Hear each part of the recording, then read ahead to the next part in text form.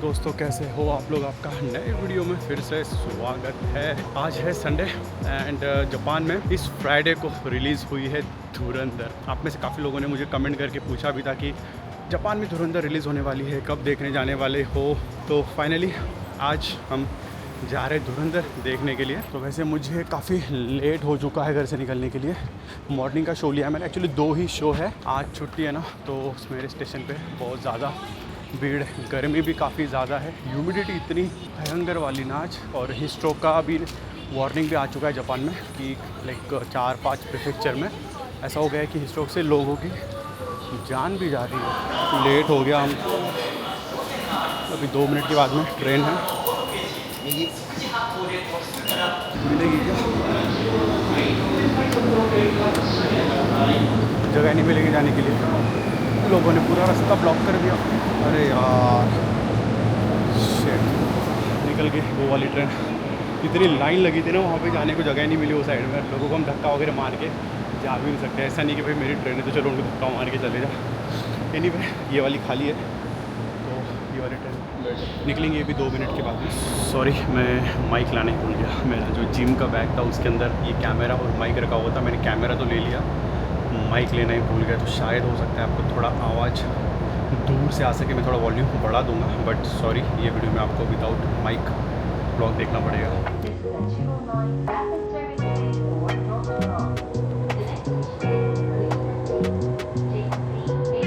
तो हम जाने वाले हैं तोहो सिनेमा, चांटर नाम है इसका। तो ये है गिंजा स्टेशन पे। तो यहाँ से हमको ऑलमोस्ट अभी कितना 1 घंटा लगने वाला है। और टिकट ऑलमोस्ट है 800 ये, यानी 400 रुपये हमको बस ट्रेन के लगने वाले हैं।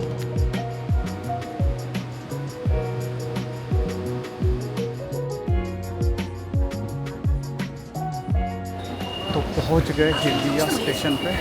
और यहाँ से अभी हमको लेना है C1 एग्ज़िट। सॉरी, हिबिया स्टेशन नहीं है, गिंजा स्टेशन है। ये भी एक भूल भुलैया ही है जापान में। जितने भी स्टेशन है ये देखो, एग्ज़िट देखो कितने सारे यहाँ पर, ये सारे एग्ज़िट दिए हुए। हमको C1 लेना है। तो बहुत से जो फॉरेनर्स यहाँ पर आते हैं ना, वो कंफ्यूज हो जाते हैं कि भाई कौन सा एग्ज़िट लेना है। देखो C1, C2, C9 और भी बहुत सारे B1, B2 से B10 तक, A से लेकर D तक है। उसमें भी एक में 10-10 एग्ज़िट है। तो मैं जब भी बाहर निकलता हूँ, शिंजुकू, शिबुया, गिंजा, यहाँ पे जब भी आता हूँ ना, मेरी हालत ख़राब हो जाती है। एक तो जल्दी आओ तो आराम से तुम एग्ज़िट ढूंढ सकते हो। बट जैसे लेट हो जाते हो तो फिर एक तो हड़बड़ाहट हो जाती है, यार एग्ज़िट कौन सा लेना है। और गलती से अगर कोई और एग्ज़िट में निकल गया, बस काम तमाम। तो अभी गूगल मैप पे तो मैंने लगाया है 3 मिनट बता रहा है, वॉकिंग डिस्टेंस पे ये है, ये कहीं सामने है। ये जो स्ट्रीट देख रहे हो आप, ये वाला ना बहुत ही पुराना, लाइक पुराने ज़माने जब टोक्यो में, लाइक आई थिंक 100 साल पुराना बोल सकते हो आप। सारे दुकानें पुरानी हैं। और ये ब्रिज देख लो, इसके नीचे जो छोटी छोटी रेस्टोरेंट्स लगे हुए हैं ना, बहुत ही बढ़िया अजीब वाइब आ रहा है। यहाँ से ऊपर से ट्रेन जा रही है और ये ब्रिज के नीचे रेस्टोरेंट है यहाँ पर। देखते हैं हम मूवी देखने के बाद में आएंगे खाना वगैरह खाने के लिए। तो वो सिनेमा चांटर, फर्स्ट टाइम आया हूँ यहाँ पर मैं। ありがとうございます。ドランダル作戦11時50分ですね。はいはい。すぐ後ろのエレベーターで4階です。4階はい。ありがとうございます。 4階टिकट दे दिया उन्होंने हमको।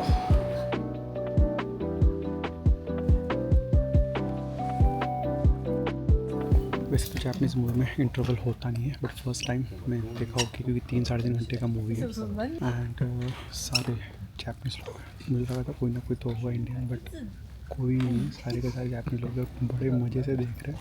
और मेरे सामने कुछ लोग बैठे हुए हैं। जब वो लाइक आ रहा था ना मारने का शॉट्स वगैरह, तो वैसे बंदी बैठी हुई आँखें बंद कर ली थी उसने कि बहुत खून खराब है ना मूवी के अंदर। एंड मूवी वैसे है हिंदी में, बट सबटाइटल इसके जापानीज़ में है।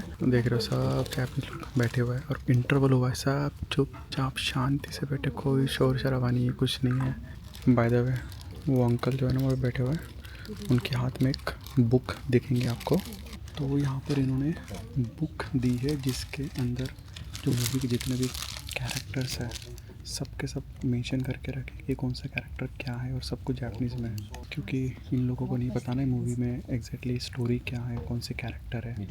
तो पूरे कैरेक्टर के डिटेल्स में इन्होंने एक मैनुअल बना के रखा है। देखते हैं बाहर अगर मुझे मिला तो हो गया दोस्तों मूवी ख़त्म। और लाइक एज़ एक्सपेक्टेड, आपने तो मूवी ऑलरेडी देख लिया होगा, बट मैं इतना दिन वेट कर रहा था क्योंकि नेटफ्लिक्स पे तो मूवी आया नहीं हो, तो मैं थिएटर में लगने का वेट ही कर रहा था। और क्या ज़बरदस्त मूवी था, यानी क्या बताऊँ मैं आपको। तो मूवी ख़त्म होने के बाद में जो जापानीज़ लोग सारे जापानीज़ ही थे, तो उन्होंने जितना भी अपना साथ में लाइक कुछ खाने का जो लाया था वगैरह सब क्लीन किया।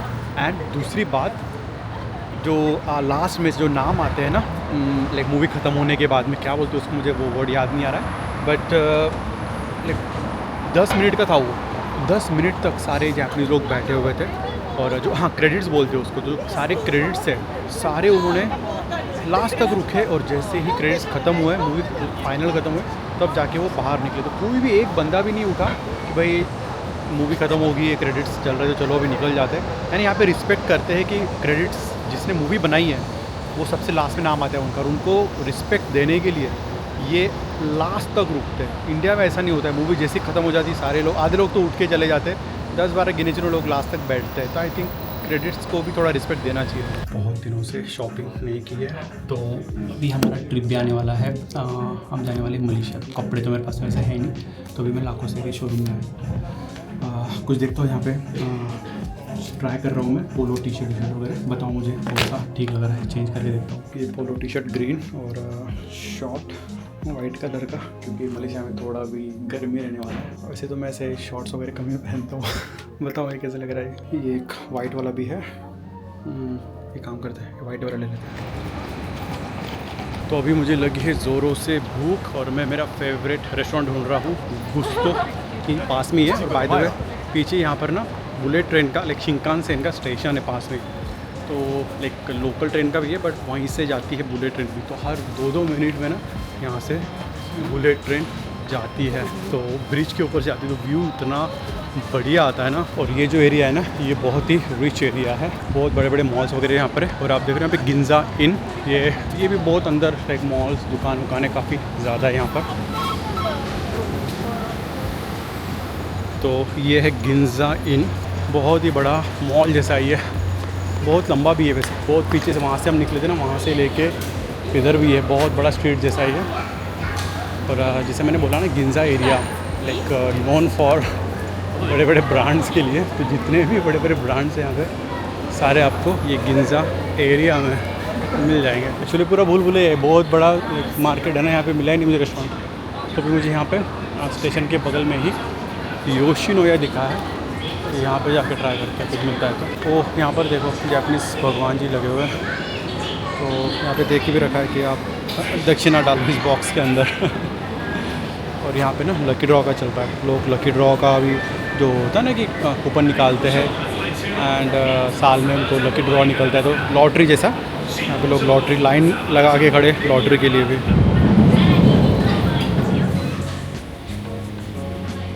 जापान के ज़्यादातर रेस्टोरेंट में ना एक काउंटर पे मेनू कार्ड तो नहीं होते, बट टच स्क्रीन होती है। यहाँ पे आप ऑप्शन भी है जापानीज़, इंग्लिश, चाइनीज़ कोई है, और आप इंग्लिश में भी चूज़ कर सकते हो। यहाँ पे सारे मेनू वगैरह दिए होते हैं, बस आपको जो भी है चूज़ करना है यहाँ पे, और बस ऐड कर दो और ऑर्डर चला जाएगा उनके पास में। और क्योंकि यहाँ पे मैन पावर काफ़ी कम होती है ना, तो बड़े बड़े रेस्टोरेंट में भी 2 या 3 ही स्टाफ होते हैं, एक खाना बनाता है और एक कस्टमर को सर्व करता है, और सब कुछ ऑटोमेटेड होता है। काफ़ी सारे रेस्टोरेंट में तो रोबोट्स भी होते हैं।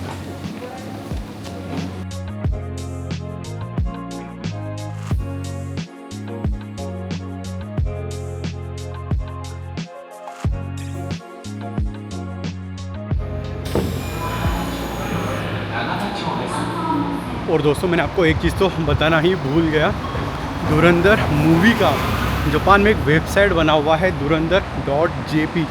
तो इसमें ना पूरा जापान का धुरंधर का पूरा डिटेल्स दिया हुआ है, साथ ही में जो कैरेक्टर, कौन से कैरेक्टर क्या है, सब कुछ जापानीज़ में इन्होंने मेंशन करके रखा है। क्योंकि जापानीज़ लोगों को ना डिटेलिंग बहुत अच्छा लगता है, तो वो कोई भी मूवी देखने के लिए जाते हैं जो कि बहुत फेमस हुई है, कहीं पर जापान में भी फेमस है या फिर ओवरसीज़ फेमस है और जापान में रिलीज़ हो रही है। जैसे कि डेडपूल भी यहाँ पर आई थी, तो उसके लाइक प्रिंटेड उन्होंने लोगो और पैम्पलेट वगैरह बांटे थे यहाँ पे। तो वैसे भी धुरंधर यहाँ पर रिलीज़ हुई है, इंडिया में बहुत फेमस हुई है, तो उन्होंने पूरा उसका बुकलेट छापा है एंड पूरा वेबसाइट जैपनीज़ में बना के रखा है ताकि जैपनीज़ लोग उसको पढ़े।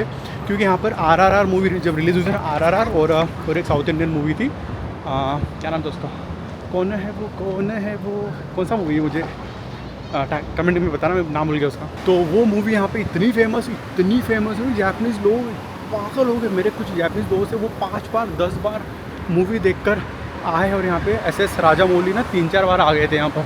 जब भी वो आते हैं तो ये जैपनीज़ लोग जाते हैं वहाँ पे, पूरा थिएटर फुल हो जाता है वहाँ पे। तो शायद धुरंधर भी इसलिए यहाँ पर आई है क्योंकि ज़्यादातर इंडियन मूवी यहाँ पर आती है नहीं, क्योंकि ज़्यादातर जैपनीज़ लोग यहाँ पे, इंडियन कम्युनिटी है बट उतनी नहीं जितनी लाइक ओवरसीज़ में है, US में, UK में है। क्योंकि धुरंधर देखो जब रिलीज़ हुई थी already US, UK, London, Australia उधर रिलीज़ हो गई थी, जापान में नहीं हुई है, अभी हुई इतने महीनों के बाद में, नेक्स्ट ईयर जो भी पार्ट 1 रिलीज़ हुआ है अभी यहाँ पर। तो उनको भी पता चल रहा है कि जापान में भी जैपनीज़ लोग भी इंडियन मूवी को पसंद करते हैं। तो उस वजह से हम जैसे जो इंडियन हैं उनको मूवी देखने को मिल जाती है उनके बहाने। तो अभी चलते चलते ना रास्ते में मुझे एक लगेज दिखा है किसी का, देखो शायद कोई भूल गया या क्या, आई डोंट नो, ऐसे ही पड़ा हुआ है बट कोई लेके नहीं जाएगा इसको, ऐसे ही पड़ा हुआ है। क्योंकि जापान में जो चीज़ आपकी नहीं है ना, आप इसको बिल्कुल भी हाथ नहीं लगाओगे। अगर रोड के ऊपर किसी का फ़ोन गिरा है, वॉलेट गिरा है, कोई हाथ नहीं लगाएंगे उसको, एक तो साइड में ले जाकर रख देंगे या फिर लेके पुलिस स्टेशन में ले जाकर रख देंगे, बट उसको चुराएंगे नहीं। हाँ ऑफकोर्स छाती वगैरह जो होती है, छाती चुरा रही थी क्योंकि अभी थोड़ी बाद बारिश आने वाली है यहाँ पर।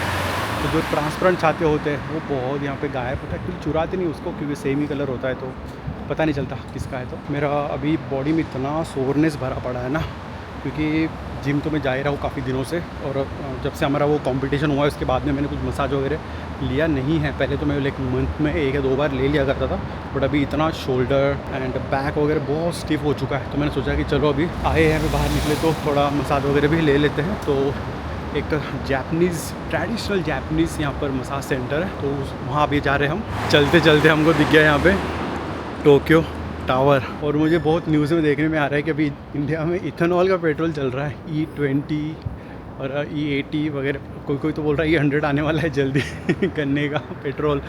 तो उसका बहुत ही लाइक बैड रिव्यू देखा है कि उससे गाड़ियाँ ख़राब हो रही है और उसमें जंग लग रहा है, क्योंकि कंपेटेबल है नहीं ना वहाँ की गाड़ियाँ। तो लाइक पता नहीं अभी क्या सीन है। E20 जो आ रहा है अभी, उसके बाद में गाड़ियाँ कंपेटेबल नहीं, तो फिर आगे जो E20, E40, E60, E80 जो लाओगे, क्या मतलब उसका। तो आपकी गाड़ी कौन सी, पहले बताना मुझे कि आप तो इथेनॉल पेट्रोल भरवा रहे होगे, पर आपकी गाड़ी ख़राब हो रही है नहीं, बताना कमेंट में। तो पहुंच गए हम, ये है वो सलून, मसाज सलून। रिजर्वेशन मैंने लेके रखा था वैसे 6 बजे का।